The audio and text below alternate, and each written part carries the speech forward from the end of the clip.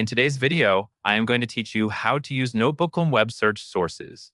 To begin, open Notebooklm and go to your notebook. In this example, the notebook is already created and open, so you can see the main notebook view with your existing materials. Starting from an open notebook is important because web search sources get added directly into the notebook you are currently working in.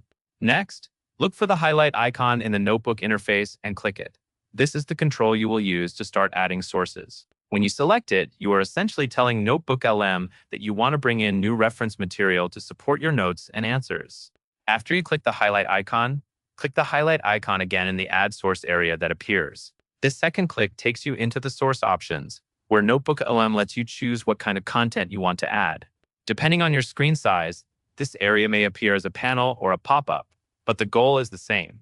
You are opening the menu where you can pick the source type. Now choose Web. Selecting Web switches the source picker to online content, so you can search for information beyond what you have already uploaded or typed into the notebook. This is useful when you want your notebook to include reputable web pages as supporting sources. Once Web is selected, click on the option labeled Best Sources from the Web. This focuses the search on higher quality results, so you can more quickly find sources that are likely to be useful for research and summaries. It also helps reduce time spent sorting through less relevant pages. Finally, click into the text field and type your search query. Use specific keywords related to the topic you are working on. Clear, descriptive phrases tend to produce better sources.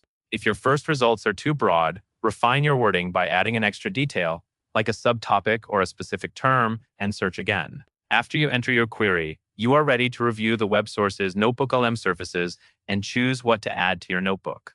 That covers everything you need to know.